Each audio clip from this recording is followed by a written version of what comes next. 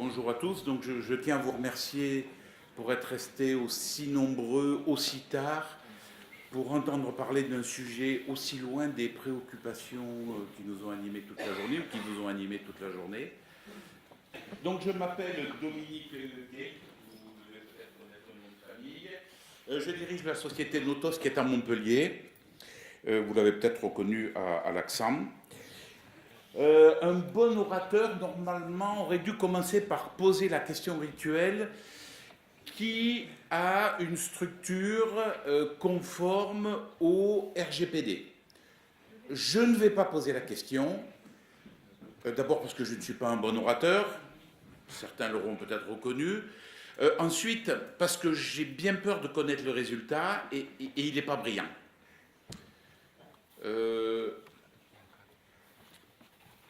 Probablement aussi parce que je ne veux pas vous mettre dans l'embarras en vous obligeant à mentir, en levant la main pour impressionner votre voisin ou votre voisine. Et enfin parce que certains vont me dire « oui, mais on a encore le temps ». Effectivement, vous avez toute la nuit, au sens propre, hein, pas au sens figuré, puisque la mise en application, c'est à partir de, j'allais dire demain matin, non, à partir de cette nuit, 0h01. Le GDPR, alors pardon, je dis GDPR, hein, c'est le terme anglo-saxon, General Data Protection Regulation. La version française, c'est RGPD, pour règlement général sur la protection des données, il faudrait rajouter personnel. C'est un règlement européen, donc il s'impose à nous. Donc on n'a pas le choix, comme pour tous les États membres de l'Union européenne. Le 25 mai 2018, il est applicable. Alors je ne vais pas revenir dessus, vous avez dû en entendre parler à maintes reprises depuis le début de l'année. Ce qui est important, c'est qu'il faut noter que c'est en train de devenir une législation de référence. Le RGPD n'est pas encore en place pour quelques heures, mais il y a déjà des grandes structures qui se réclament du RGPD. Par exemple, le Congrès des États-Unis, lorsqu'il a auditionné Mark Zuckerberg il y a quelques jours ou quelques semaines à propos du scandale entre guillemets Cambridge Analytica, eh bien ce fameux Congrès des États-Unis a cité à plusieurs reprises le RGPD. Et pour que des Américains citent les Européens en référence, c'est qu'il y a quand même un réel intérêt. Alors vous ne l'avez pas dans les notes parce que je l'ai vu apparaître hier. Microsoft a décidé d'appliquer le RGPD à tous ses clients du monde entier. C'est-à-dire que Microsoft a dit, tout compte fait, c'est pas mal leurs histoires aux Européens, je ne vais pas m'en occuper que pour les Européens, mais pour le monde entier. Qu'est-ce que c'est que le RGPD, en quelques mots, ou le GDPR? L'esprit, c'est que les personnes physiques doivent avoir le contrôle de leurs données à caractère personnel. Là-dedans, il y a la notion de personne physique et de caractère personnel. Et de données à caractère personnel. Donc à partir de demain, ce n'est pas la fin du projet, au contraire, c'est le commencement. On compare souvent le GDPR avec le passage à l'an 2000. Alors vous êtes tous bien trop jeunes pour avoir connu ça. Si. Mais les principaux analystes disent la volumétrie du travail qu'il va falloir accomplir pour le GDPR, c'est quelque chose qui est comparable à ce que l'on a dû fournir pour le fameux bug de l'an 2000. Donc c'est quelque chose qui est important. Les entreprises commencent à en prendre conscience. Je dis entreprise au sens large, hein, c'est vrai qu'il y a beaucoup pour vous, chez vous de collectivités, pas d'entreprise, mais vous m'excuserez d'utiliser ce terme générique. Donc, quantité de travail importante à fournir. La différence, c'est que le 1er janvier 2000, tout était terminé, alors que là, le 25 mai 2018, tout commence pour ceux qui n'ont pas commencé au préalable. Autrement dit, il va falloir vous habituer à vivre, et c'est justement l'objectif de ce règlement. C'est que maintenant, il va falloir vivre avec le RGPD. Ça veut dire, par exemple, que tout nouveau projet informatique devra être traité, devra être réalisé dans le contexte du RGPD. Il y a un terme important qui est privacy by default. Ça veut dire que vous devez vous assurer, dès la conception d'un projet, vous devez vous assurer qu'à tout moment, une personne n'aura que les strictes informations dont il a besoin pour réaliser le traitement en cours. Fini les écrans où on mettait tout. L'exemple des ressources humaines, vous allez dans la fiche du collaborateur et vous avez tout. Vous y allez pour voir le nombre de jours de congé qu'il lui reste à prendre et vous avez ses arrêts maladie, vous avez tout un tas d'informations confidentielles à la simple vue de la personne qui vient voir le nombre de jours de congé qu'il lui reste à prendre d'ici la fin de l'année. Ça, ce n'est pas admissible pour le RGPD. Donc, dès que vous allez concevoir un projet, j'allais dire à partir de demain matin, mais donc dès que vous allez concevoir un nouveau projet, il faut avoir ces notions à l'esprit. Deuxième notion importante, c'est sécurisation des données à caractère personnel. Oui, je l'ai parfois abrégé, vous m'excusez, un DCP. Sécurisation des données à caractère personnel par défaut. Si vous construisez une nouvelle base de données, une nouvelle structure de données, dès le départ, il faut penser à la sécuriser.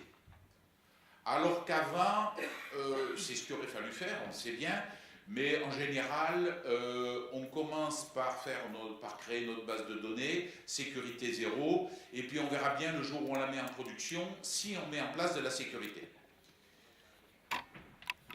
Et tout souvent, elle n'est pas mise en place. Je ne parle pas de vous, bien sûr, qui, bien évidemment, avez mis en place la sécurité sur toutes vos bases de données. Autre notion importante, on y reviendra, la tenue du registre des traitements. Vous allez devoir tenir un registre de tout ce qui est données à caractère personnel et traitement se rapportant à ces données à caractère personnel. Mais on y reviendra, j'ai prévu quelques diapositives à ce sujet. Vous devrez aussi penser à protéger vos communications. Je pense que c'est important parce qu'il y a pas mal de données qui transitent entre vos structures et ce qu'on va appeler des sous-traitants dans le cadre du GDPR. Et il faut absolument que ces communications se fassent de manière sécurisée. Là, je parle de protocole de communication, HTTPS pour le web, FTPS ou FTP pour les transferts FTP, etc. Il ne faut plus qu'il y ait de communication non sécurisée avec vos partenaires. Alors, il me paraît important de penser que la mise en conformité doit être vue comme une chance et non comme une charge. C'est un peu ce qu'ont convenu les entreprises que j'ai eu la chance d'accompagner, c'est qu'on s'est rendu compte de tout un tas de choses qui n'allaient pas et qu'on aurait laissé en état si le GDPR n'était pas arrivé. Par exemple, la prise de conscience de défauts importants dans l'organisation. J'en citerai quelques-uns à plusieurs reprises, mais ça a été l'occasion de redéfinir un certain nombre de processus dans l'entité, donc dans la société, dans la collectivité, processus qui bien sûr prenaient en compte les données à caractère personnel. Il est clair que le GDPR ne prend en compte que ce qui a un rapport avec les données à caractère personnel. Le reste, ce n'est pas sa préoccupation, vous faites ce que vous voulez, vous faites couler votre entreprise, vous faites couler votre collectivité, ce n'est pas le problème du GDPR. Sauf si au milieu, il y a des données à caractère personnel. L'exemple montre que ça conduit à une meilleure sécurisation du système d'information et ce n'est pas une mauvaise chose aujourd'hui. Parce que le précédent orateur et Olivier vous ont parlé tout à l'heure de voir comment on peut hacker un site web, mais il y a très probablement la même chose qui peut se produire par rapport à votre réseau interne. J'ai aussi remarqué qu'il y avait des budgets assez intéressants qui étaient alloués dans le cadre du GDPR. On avait tout un tas de logiciels qui étaient en attente de vente chez les clients depuis 2, 3, 4 ans, des logiciels qui tournent autour de la sécurité. Et les DSI n'arrivaient jamais à faire passer ou trouver le bon moment pour arriver à trouver le budget, disons. Et là, avec le GDPR, il y a tout un tas de budgets qui se sont débloqués, des logiciels qui ont pu être achetés, des audits de sécurité qui ont pu être réalisés. Et tout ça, je pense que ça va dans le bon sens de la sécurisation du système d'information. On va dire que d'une manière générale, aller vers la conformité au GDPR, ça permet de mieux connaître son système d'information. Une des premières étapes à réaliser, c'est la cartographie des données à caractère personnel. Il faut savoir où sont ces données à caractère personnel dans votre système d'information, et même au-delà, on en reparlera, donc savoir partout où il y a des données à caractère personnel, et connaître et comprendre tous les traitements qui vont être concernés par ces données à caractère personnel. Il y a en gros trois types de données à caractère personnel. Tout d'abord, les données, on va dire structurées, celles qui sont dans les bases de données. Et là, on va dire qu'elles sont à peu près maîtrisées. À peu près est à mettre entre guillemets, mais vous savez à peu près ce qu'il y a dans vos bases de données, d'une manière générale. Ce qui n'est pas le cas pour les données non structurées. Qu'est-ce que j'appelle une donnée non structurée? Un fichier Word, un fichier Excel, un fichier PDF, un fichier XML, etc., etc. Et on s'est rendu compte bien, qu'il y avait énormément de fichiers de ce type qui traînent dans vos systèmes d'information et qui ne sont pas du tout maîtrisés. Alors la bonne surprise, c'est qu'il y a des logiciels assez sympathiques qui permettent de vous aider dans la cartographie de ces données non structurées. J'ai vraiment été surpris. Je pense à une caisse de retraite là, pour qui on a travaillé. On a mis en place l'outil, on l'a fait tourner pendant, on va dire, une semaine. Oui, l'idée, c'est pas d'effondrer les machines de production, hein, donc c'est de travailler quand les machines ont peu de ressources consommées par la production. Et le système va ouvrir tous les documents qu'il reconnaît et il va regarder à l'intérieur s'il reconnaît des choses. Tiens, je reconnais quelque chose qui ressemble à un numéro de sécurité sociale. Tiens, il y a quelque chose qui ressemble à un numéro de carte bleue. Et tiens, il y a quelque chose qui ressemble à un mot de passe. Et comme on n'est pas trop bête, on dit tiens, je vais lui mettre la moitié du mot de passe de l'administrateur ou de route ou de SA, enfin ça dépend de ce que vous souhaitez. Et lui, dès qu'il va trouver une chaîne de caractères qui commence par ça, il va vous remonter les documents. Et dans cette fameuse caisse de retraite, on a trouvé 20 documents, alors qui étaient totalement ignorés par le service informatique. 20 documents qui contenaient les mots de passe de l'administrateur Windows, les mots de passe des serveurs de production, le mot de passe de SA de SQL Server, et je dois en oublier encore quelques autres. Tout ça dans un fichier Word ou dans un fichier Excel non protégé, moi j'appelle ça open bar. Et dans un répertoire non protégé. Vraiment, il faut. Voilà. Donc ces outils sont assez bien adaptés. Il y en a qui ont des connecteurs pour aller lire certains formats, par exemple des messageries, qui sont capables d'aller ouvrir une messagerie Exchange et de parcourir les mails. Et chaque fois qu'on va trouver quelque chose qui ressemble à un numéro de sécurité sociale dans un mail, ça doit ressortir. Un numéro de sécurité sociale, c'est à venir, on va y revenir après. Vous n'avez pas le droit d'avoir ce type d'information dans votre système d'information. On y reviendra. Donc des connecteurs qui vont lire SharePoint, donc on va dire le groupeware de Microsoft, qui va lire dans les bases, enfin dans les messageries Outlook, Lotus Note ou autres, etc. Et on a encore d'autres types de connecteurs, tout dépend bien sûr du logiciel que vous choisissez pour aller faire cette cartographie des données à caractère personnel. Voilà donc pour ces données non structurées, mais je vous garantis que c'est une mine de surprises. Je ne parle pas des fichiers XML. Alors c'était très pratique maintenant parce que les virements SEPA, les virements donc des salaires par exemple, les virements pour vos fournisseurs, se font maintenant au travers de fichiers XML qui sont très simplement lisibles. Et il n'est pas rare de trouver donc ces virements SEPA qui traînent dans des systèmes de fichiers. Oui, parce qu'il faut les envoyer à la banque. Pour les envoyer à la banque, on va les envoyer sur un serveur de fichiers qui va faire du FTP, etc. etc. FTP sécurisé, attention, hein, vous ne ferez plus du FTP non sécurisé pour vos virements SEPA. Et donc on se retrouve assez facilement avec des fichiers XML qui contiennent donc, tous les virements sur vos systèmes de fichiers. Troisième élément, le papier. Donc ce matin, j'étais un peu en retard parce que j'ai été voir un client avec qui on faisait le point au niveau des ressources humaines. Bon, nous, les fiches de salaire, il n'y a pas de souci, c'est protégé, c'est dans des répertoires, les PDF sont dans des répertoires super protégés. Quand on imprime, on est à côté de l'imprimante, aucun problème. Et vos archives? Les archives. Ah oui, tous les 3 ans, on descend tout à la cave. Alors, c'est bien organisé. Sur le carton, il y a écrit « Bulletin de salaire 2016 ». Vous allez à la cave, vous avez qu'à ouvrir le carton. Alors, cave non fermée à clé, dans une armoire non fermée à clé, dans un carton non fermé à clé. Et vous avez toutes les fiches de salaire au format papier qui sont archivées.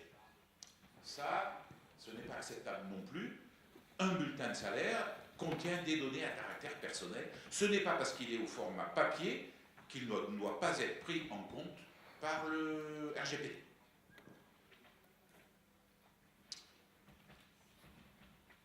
Bien.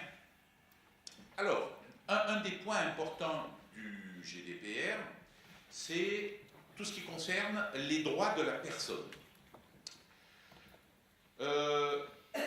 Alors, je fais une synthèse des points importants, je ne fais pas une description de tout ce qu'est le RGPD. Mais dans les points importants, là où on est très embêté, c'est sur la durée de rétention. On va reparler tout à l'heure au niveau du site web, mais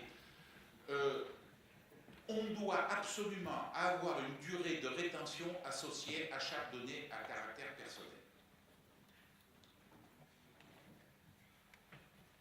Aujourd'hui, ce n'est pas géré. Enfin, je n'ai pas vu une entreprise aujourd'hui qui le gérait et qui savait le gérer. C'est embêtant, ça. Donc, il va falloir mettre en place des choses. Il va falloir vraiment développer de l'application. Jusque-là, on parlait surtout de processus. Là, c'est de l'application. Vous avez une newsletter. Eh bien, en toute théorie, il faut bien sûr le consentement explicite de la personne à qui vous allez envoyer la newsletter. Et ce consentement explicite, il n'est pas valable à vie. Il doit être valable un certain temps. Et cette personne doit être informée du temps pendant lequel vous allez conserver ces données. On va y revenir après. Donc ça, c'est une problématique. Donc il faut mettre en place des processus lors de l'acquisition des données à caractère personnel pour dire, attention, cette donnée, je vais la garder pendant 2 ans, et au bout de 2 ans, eh bien, soit vous supprimez cette information, soit vous lui redemandez un consentement explicite. Il y a le droit à l'oubli. Ça aussi, c'est un problème. Alors attention, les contraintes légales sont au-dessus du GDPR. Si vous devez garder une facture pendant un certain nombre d'années ou un document légal pendant un certain nombre d'années, le droit à l'oubli ne peut pas s'exécuter. La contrainte légale est plus importante que le droit à l'oubli. Par contre, au-delà, bien sûr, le droit à l'oubli va pouvoir s'exprimer. Quant à la portabilité, la plupart des clients me disent, écoutez, on verra bien si jamais un jour on a une demande. L'idée de la portabilité, c'est que vous êtes à une banque, vous lui écrivez en lui disant, toutes les données à caractère personnel me concernant, vous les transférez à telle autre banque. Vous vous débrouillez. Moi, je ne veux pas savoir, c'est mon droit.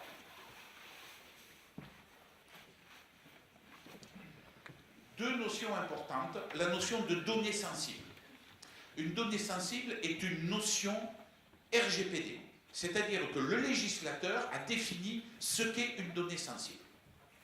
C'est tout ce qui est médical, donc tout ce qui est relatif à la santé, tout ce qui est génétique, biométrique, relevant des origines raciales, ethniques, etc. ces données, vous n'avez pas le droit de les avoir dans votre système d'information. Ça, c'est le principe de base. Après, bien sûr, il peut y avoir des dérogations, mais là, c'est bien une dérogation. C'est-à-dire que par défaut, si votre objet, ce n'est pas de traiter des données médicales, il ne faut pas que vous ayez dans la RH des informations sur le dossier médical de la personne. Vous n'avez pas le droit de les avoir. Alors, il y a des gens qui vous les donnent. Vous les supprimez. On vous envoie un mail en disant « Je suis atteint de telle maladie incurable et ceci et cela ». Ok, vous supprimez le mail. À côté de ça, il y a les données qui font courir un risque important à la personne physique.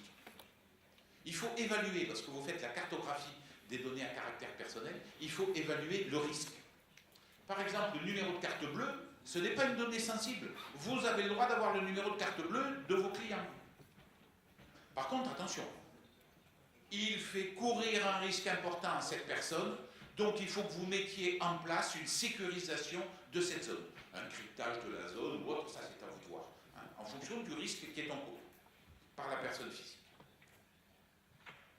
Alors, je remercie Olivier d'avoir attendu pour modifier son site web qu'on a vu tout à l'heure, Vestor, ouais.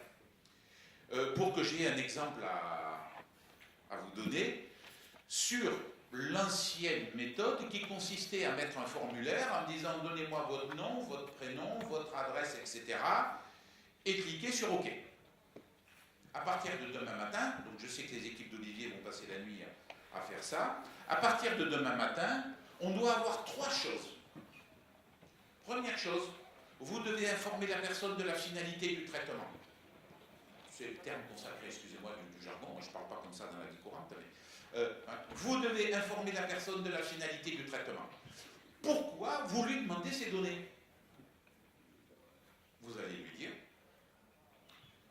Deuxièmement, vous allez lui dire pendant combien de temps vous allez garder ces données. Ça revient à ce que j'évoquais tout à l'heure.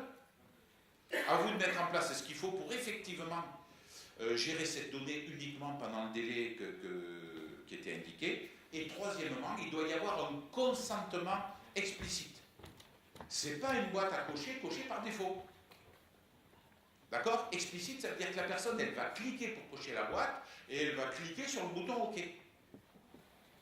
Que cliquer sur le bouton OK, c'est pas bon. Ces 3 choses-là doivent être sur tous les sites web, sur tous les formulaires qui demandent des données à caractère personnel. Autre chose aussi, tout ce qui est cookies, type Google Analytics ou autre que vous avez sur vos sites web, pour vous faire quelques statistiques, pour savoir combien de personnes sont venues, seront venues, combien de temps ils sont restés sur la page, etc. Il faut un consentement explicite de la personne pour dire oui, je veux bien que vous jouiez avec les cookies sur mon poste.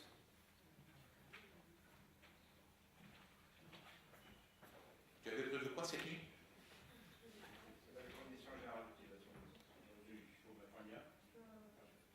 Alors, il faut que ce soit explicite et que la personne consente explicitement. Il ne s'agit pas qu'il y ait un lien où on clique si on a envie. Il faut vraiment qu'il y ait un consentement. Vous le voyez sur plein de sites maintenant. Quelque chose qui vous dit cliquez si vous voulez continuer avec les cookies. Bien. Privilégier le protocole HTTPS, hein, je l'ai dit déjà tout à l'heure. Alors, il y a beaucoup de textes, mais j'ai voulu reprendre un extrait du RGPD, pour que je ne sois pas le seul à l'avoir lu et que vous voyez un peu comme c'est agréable de lire 80 pages, écrit petit, afin de démontrer qu'il respecte le présent règlement, etc., etc., vous devez tenir un registre de traitement. Je vais le simplifier. Hein. Vous devez tenir un registre de traitement. Alors pourquoi vous devez tenir un enregistrement? Pour coopérer avec l'autorité de contrôle. Ça veut dire qu'en cas de contrôle, la CNIL, en l'occurrence, puisque c'est l'organisme de contrôle, la CNIL va vous demander votre registre de traitement. Même s'il n'est pas obligatoire pour tout le monde, je conseille vivement d'avoir un registre de traitement et de déclarer tous les traitements qui ont un rapport avec les données à caractère personnel. C'est pour moi le seul, c'est ce que nous dit le législateur, c'est le seul moyen de prouver votre conformité. Avant, on faisait une déclaration à la CNIL, c'était libératoire, on était tranquille. Maintenant, il n'y a plus de déclaration à la CNIL. Mais par contre, c'est à nous de prouver qu'on est bien conforme. Donc, le registre de traitement, pour aller vite, il y a 3 formes, papier, Excel. Bon, quand je disais ça à mes clients, ils me disaient, attendez, l'amende c'est 20 millions d'euros, et vous croyez que je vais tenir 3 feuilles de papier pour éviter d'avoir une amende de 20 millions d'euros. Donc, il y a des logiciels spécialisés, il y en a un que j'ai édité, que nous avons édité au sein de Notos, et dont la référence est à la fin. Bien, donc là-dedans, vous allez mettre tout ce qui vous permet de montrer à la CNIL que vous avez pris en compte le RGPD. Alors, j'ai entendu tout à l'heure quelque chose qui court dans les médias et qui, pour moi, est faux. Même si ça me fait déborder d'une minute, c'est important que vous le sachiez. Ne croyez pas à ceux qui vous disent « Oh, mais la CNIL, elle va être gentille, pendant 2 ans, elle ne va rien faire. » C'est faux. J'en ai la preuve. C'est que la CNIL, déjà depuis 1 an, inflige régulièrement des amendes. Non pas dans le cadre du GDPR, mais dans le cadre de la loi précédente, qui était beaucoup moins contraignante. Mais déjà, il y a des amendes de 40, 50 000 euros, 150 000 euros qui ont été émises par la CNIL. Moi, je trouve que c'est déjà des amendes, 50 000 euros. Général d'Optique, enfin des entreprises raisonnables, connues, Europcar, je crois. Europcar, c'est 40 000 euros, Général d'Optique, 50 000 euros. Et je ne parle pas de Google et compagnie, hein, qui, eux, ont des amendes de 150 000 euros. Donc, la CNIL commence à s'échauffer pour ne pas se claquer le jour où on va le mettre une amende à 20 millions d'euros. Donc, ne croyez pas que la CNIL ne va pas infliger des amendes dans les 2 premières années. La CNIL a dit, nous tiendrons compte des possibilités des TPE et des PME pour répondre au GDPR. C'est-à-dire que la CNIL veut que vous ayez entamé une démarche. Si vous n'avez rien fait, la CNIL va vous taper sur les doigts. Si vous avez un registre des traitements, et si vous dites, eh bien voilà, regardez, j'ai fait un audit de sécurité, j'ai fait une formation de mes collaborateurs, j'ai modifié mon site web, ben ça prouve que vous avez été dans le sens du RGPD. Là, la CNIL va être tolérante. Important, la traçabilité. Il faut que vous soyez capable, en cas de violation des données à caractère personnel, c'est le terme consacré, il faut que vous soyez capable de dire ce qui s'est passé. Le seul moyen, c'est de mettre en place de la traçabilité. Et en mettant en place de la traçabilité, on a vu des tas de choses. Par exemple, qu'il y avait des machines de production qui allaient chercher des données sur des machines de test. Ben oui, parce que quand on avait fait les développements, ils étaient sur la machine de test, et puis quand on a migré en prod, on a oublié de changer quelques adresses. Ça, c'est pas très bon. J'étais sur une machine de production, il y a 3000 utilisateurs dessus, il y avait des gens qui étaient connectés de l'Azerbaïdjan. Et je peux vous garantir qu'ils n'ont pas d'agence en Azerbaïdjan, ces gens-là. Mais la personne qui maintenait le pare-feu n'avait pas bien fait les choses, il laissait passer les flux FTP, les flux Telnet. J'ai vu des comptes de personnes qui étaient parties de la société depuis 10 ans et qui étaient toujours actifs. Ça ne veut pas dire qu'il y avait du piratage, hein, mais ça veut dire que il y a encore ce compte qui continue à fonctionner, probablement avec le même mot de passe qu'à l'époque, et tout ça, c'est pas très bon. En conclusion, 2 choses. L'Amaury, vous allez dans OpenStreetMap et vous allez trouver la localisation, là il n'y a pas de souci. Et puis la conclusion, donc envisagez la mise en conformité comme une chance, pas comme une charge. Ne relâchez pas vos efforts, vous allez me dire pour l'instant vous n'en avez pas fait, donc ça sera peut-être difficile. Et tenez votre registre des traitements. Je vous remercie de votre patience. Des questions ? Oui, Dorian Constant du SIG. Alors, dans le cadre d'une EPCI, par exemple, un syndicat intercommunal, une communauté de communes, une communauté d'agglomération, est-ce que cette EPCI doit s'assurer de la conformité des communes adhérentes, tel que vous l'avez dit, par exemple, pour une entreprise qui doit s'assurer de la conformité de ses sous-traitants? Alors, il y a plusieurs choses dans ce que vous dites. collectivités sont encore plus concernées que les entreprises. Je parle des collectivités locales, je ne parle pas des ministères et tout ça, où eux, ils font ce qu'ils veulent. Hein, les impôts, la police nationale, c'est normal qu'ils puissent traiter comme il faut, qu'ils puissent exercer leur métier, on va dire. Mais les collectivités locales, territoriales, je ne sais pas comment on dit, ont encore plus de contraintes parce qu'elles doivent notamment avoir un DPO. C'est-à-dire une personne qui va être chargée d'exécuter ou de vérifier que le GDPR est bien appliqué en local. Donc ça, c'est la première chose. Donc les collectivités sont encore plus contraintes que les entreprises. C'est-à-dire que même la plus petite des communes de France doit avoir un DPO. Donc une personne dédiée à gérer le GDPR. Alors, bonne nouvelle quand même, le DPO peut être en temps partagé et généralement, c'est au niveau des collectivités qu'il est pris en charge, enfin, au niveau des agglomérations, des communautés d'agglomération, etc., ou du département. Donc je ne sais pas chez vous comment c'est organisé. C'est en cours et le DPO doit être nommé et donc a priori il y aura une mutualisation entre le syndicat intercommunal, la communauté d'agglomération, les communes. Bon après ça c'est une décision politique puisque il revient aux politiques, au président de nommer cette personne-là en fait. Il faut qu'elle existe. Point.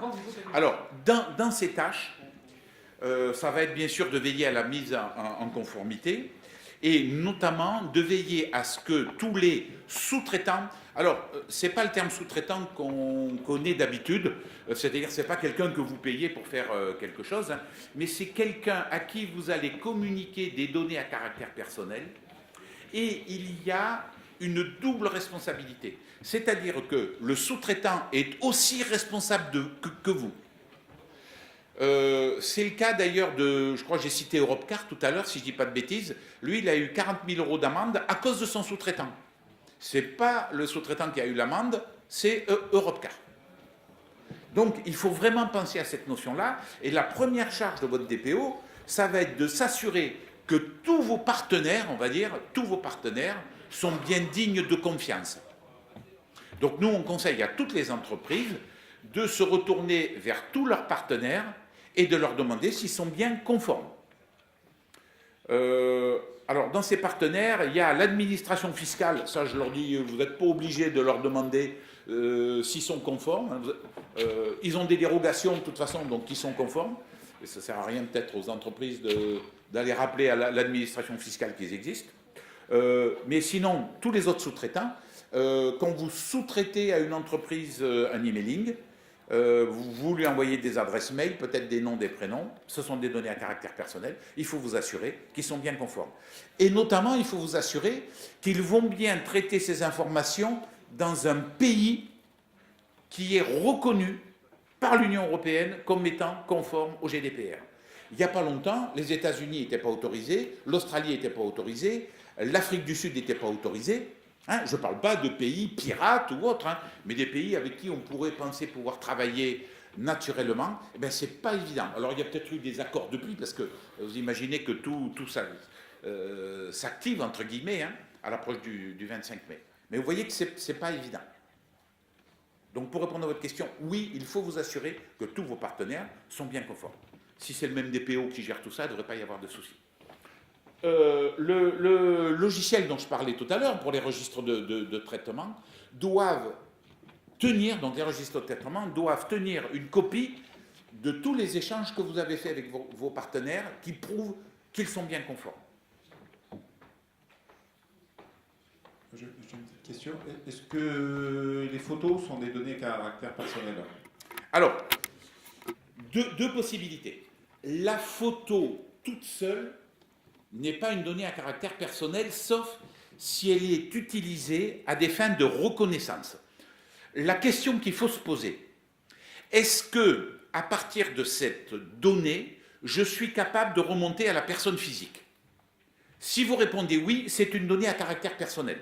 Alors quand on dit remonter de manière directe ou indirecte, c'est-à-dire que dans votre base de données, vous avez une photo et à côté, vous avez nom, prénom et un identifiant sur le même enregistrement. Vous êtes donc capable de manière indirecte de remonter à la personne physique. Donc la photo est une donnée à caractère personnel.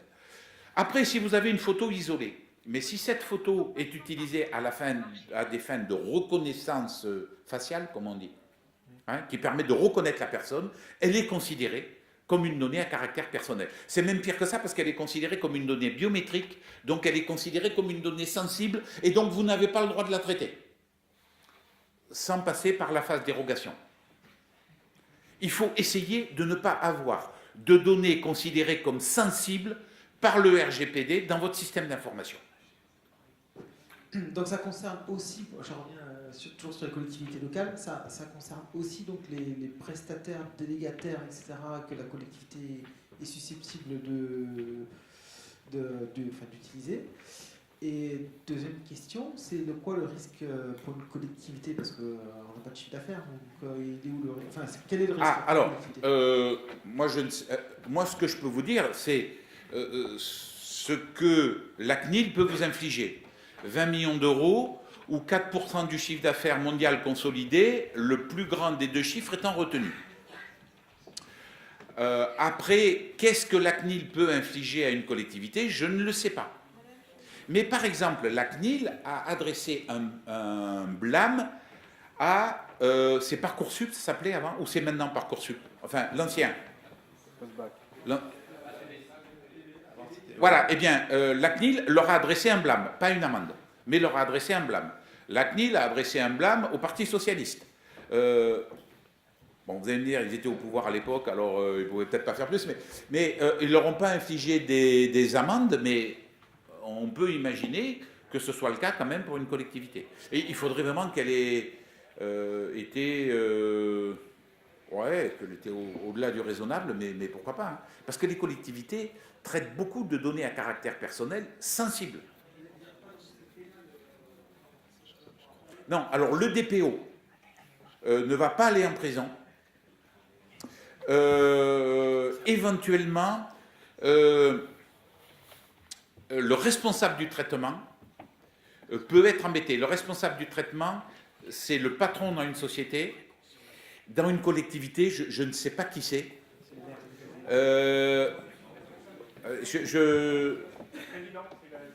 Oui, mais c'est ça. Je ne sais pas si c'est le côté président ou si c'est le côté élu. C'est l'élu, c'est l'élu. Alors le DGS, je ne sais pas si c'est le DGS ou l'élu. Enfin, ouais. Celui qui a mis en place le traitement, et ça peut être l'ingénieur, ça peut être le technicien qui a mis en place. Non. Alors, il y a eu un flou là-dessus. Il y a eu un flou. J'étais parti sur cette idée au début parce que le règlement est sorti il y a 2 ans. Et on est resté longtemps dans le flou. Parce que il y a quelque chose qui dit le responsable du traitement, c'est la personne morale ou la personne physique. Dans le règlement, c'est ce qui est indiqué. Donc il y a eu une grosse confusion. Et puis après, il y a eu une réunion du G29, je crois, qui a précisé que c'est le patron dans le cadre d'une PME-PMI, dans le cadre d'une collectivité, je ne sais pas donc si c'est l'élu ou pas, mais c'est lui qui est responsable de traitement et en aucun cas l'ingénieur qui a mis en place le logiciel ou le DPO qui a la responsabilité de s'assurer de la conformité. Si je peux intervenir juste au niveau des collectivités, puisque nous on a réalisé l'audit et à peu près on en est là à la réalisation du registre. Concrètement, pour les amendes, ce sont des amendes forfaitaires pour les collectivités et c'est lié à la taille de la commune ou de la collectivité et à son budget. Donc nous, dans notre cas, c'est une commune de 60 000 habitants, ça peut aller jusqu'à 10 millions d'euros. Voilà. Alors ça a dû être ajouté après par le G29 ou équivalent parce que je ne l'ai pas vu dans le règlement, mais vous voyez que dans tous les cas, le législateur s'est doté d'un gros bâton. Hein? Alors, je ne sais pas s'il va donner des gros coups de bâton, mais il a un gros bâton. Il peut y avoir des petits coups de bâton, je pense. Moi j'avais une question, c'est sur la question de la géomatique et en fait des données, parce que la plupart des gens qui utilisent les thèmes aussi font l'observatoire et utilisent des données personnelles. Enfin, il faut les croisements de données avec font du big data. Donc on prend par exemple, je je sais pas, des personnes âgées, localiser des personnes âgées par rapport à un fichier d'adresse. Et en fait, on n'a pas vraiment de règles concernant ça sur l'utilisation des traitements géographiques en fait, liés à la plupart de nos métiers en géomatique sur cette nouvelle réforme, parce que comment on peut justement rendre une donnée anonyme ou non anonyme. Alors, ça, voilà ce que j'allais vous dire, ça c'est important. Il y a 3 cas. Vous avez votre fichier qui contient des données à caractère personnel, donc les noms et prénoms. Donc vous faites un traitement important en ayant des noms et prénoms. Ça, c'est pas bon. Là, il y a tout un tas de cas qui sont prévus par le législateur. Notamment, il faut faire des analyses d'impact pour être sûr qu'il n'y a pas des gens qui vont être lésés, etc. Deuxièmement, vous avez la possibilité d'anonymiser. Et dans certains cas, pour faire les traitements que vous évoquez, on n'a pas besoin de pouvoir remonter à la personne physique. On a besoin d'avoir des informations anonymisées, ça va très bien, et ça vous permet de sortir vos statistiques. Donc, à partir du moment où les données sont anonymisées, on ne sait pas remonter à la personne physique, ce n'est pas concerné par le GDPR. On est tranquille. C'est ce que je vous conseille vivement de faire. Ça peut être difficile par les adresses, on peut remonter avec une belle adresse, savoir où la personne habite. Oui. Alors, voilà. Il y a un troisième cas aussi, je finis avec ça, c'est la pseudonymisation. La pseudonymisation, c'est le fait d'anonymiser temporairement pour le traitement et qu'ensuite on puisse désanonymiser en quelque sorte pour retrouver la personne physique. Dans le cadre des traitements médicaux, par exemple, où on a la moitié des personnes qui subissent le vrai traitement, la moitié qui subissent un autre traitement ou du placebo ou je ne sais quoi, l'infirmière, elle n'a pas besoin d'avoir des informations réelles. Par contre, on a besoin, après, quand on fait une consolidation, de pointer vraiment sur la personne physique. Et à ce moment-là, on peut faire de la pseudonymisation, c'est-à-dire, à un moment donné, revenir sur la donnée réelle. Moi, je conseille vivement d'anonymiser chaque fois que vous pouvez. Je vais même plus loin. Vos machines de développement, de tests, de recettes, vous les appelez comme vous voulez, ne devraient pas contenir des données à caractère personnel. Tout devrait être anonymisé si vous voulez être tranquille. Une question, c'est sur le fait que les données à caractère personnel... en fait, on va avoir une réduction des données qu'on pourra utiliser aussi en termes de collectivité, parce que le fait de cocher ou pas cocher, par exemple, je vais faire une étude d'impact sur la distribution de plateaux repas, par exemple. Si les personnes ne sont pas d'accord d'un traitement, elles me disent non, enfin, le fait de cocher ou pas cocher, on ne va pas forcément avoir la donnée. Et c'est difficile de pouvoir, au départ, utiliser des données, utiliser Big Data pour faire justement des statistiques et utiliser nos données. Enfin, j'ai peur que dans nos métiers, on ait une perte justement de, de qualité de travail en fait. Oui, il faut bien encadrer ça. C'est-à-dire que il faut être sûr que vous n'allez pas léser des personnes physiques en faisant ces traitements. Ça, c'est important. C'est pour ça qu'il y a ces fameuses études d'impact. Vous pouvez avoir des dérogations. Si vraiment c'est d'intérêt public, vous pouvez avoir des dérogations et faire ce type de traitement. Pourquoi pas? Mais sinon, chaque fois que vous pouvez, travailler sur des données anonymisées pour être tranquille. S'il vous plaît, pardon, juste une question qui est un prolongement de cet échange, hein, très intéressant. Pour le secret statistique, est-ce que le RGPD précise ou contraint sur de nouvelles choses? Comme vous disiez, en fait, c'est un peu compliqué. Je pense qu'on a tous cette problématique, c'est que sur les cartons, on veut représenter des choses, parfois par des traitements statistiques. Et donc, en amont, on ne peut pas forcément savoir, connaître les impacts, en fait. On lisse la donnée. Donc, pour nous, il n'y a plus de risque d'identifier la personne. Mais on ne peut pas forcément correctement le savoir en amont. Donc, est-ce que, de ce côté-là, le RGPD précise quelque chose?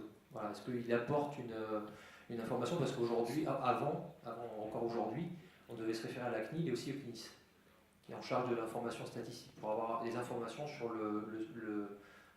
garder le secret statistique. Voilà. Est-ce qu'on a une contrainte supplémentaire avec le RGPD ou est-ce qu'on peut garder le système actuel? Si vous faites des traitements de masse, il faut faire une déclaration préalable à la CNIL. Ça fait partie des quelques cas où on a encore besoin de faire une déclaration préalable à la CNIL. C'est donc, si vous faites des traitements de masse, mais auquel cas il va falloir que vous indiquiez que vous avez fait une étude d'impact, etc. C'est pas si simple. Avant on déclarait, on disait voilà j'ai un fichier, il y a ça, ça et ça, et c'était terminé.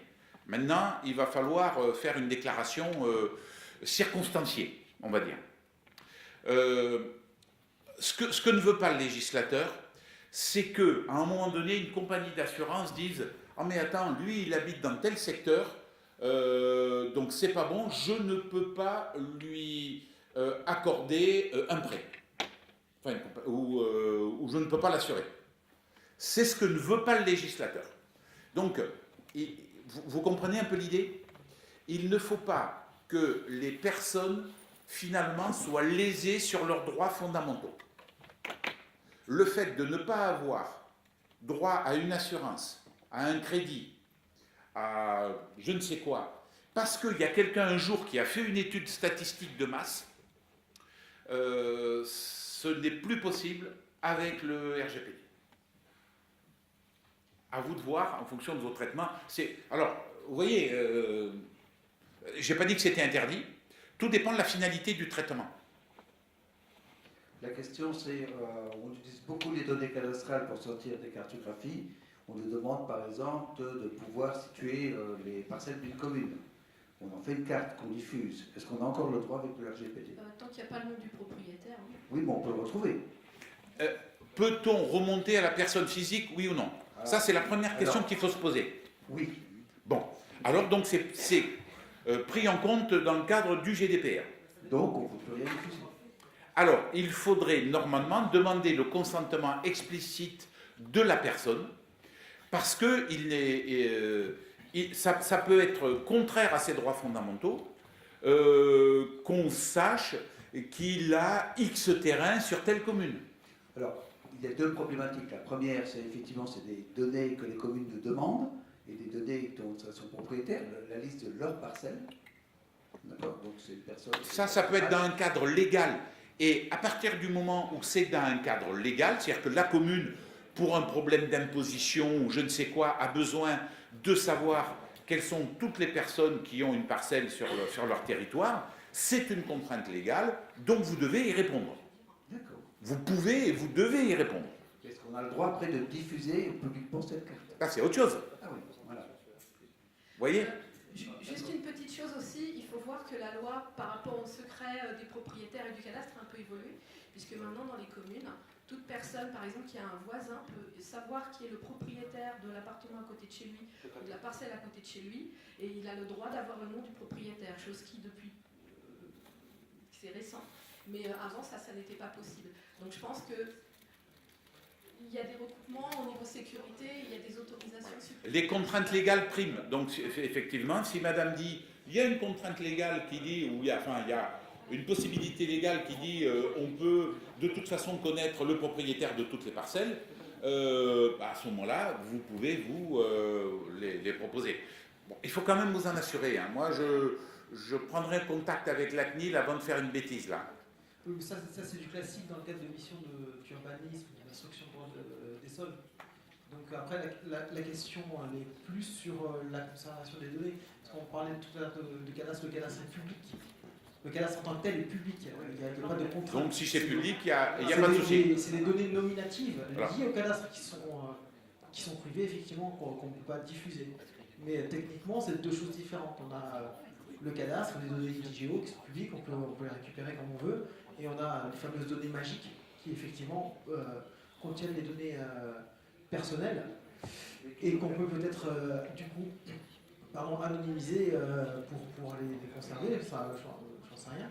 Mais voilà, il y a deux choses différentes. C'est la problématique du DPO, ça, par exemple. Typiquement, ce que vous évoquiez tout à l'heure. Hein, Je vous remercie beaucoup pour toutes ces questions et votre patience. Olivier.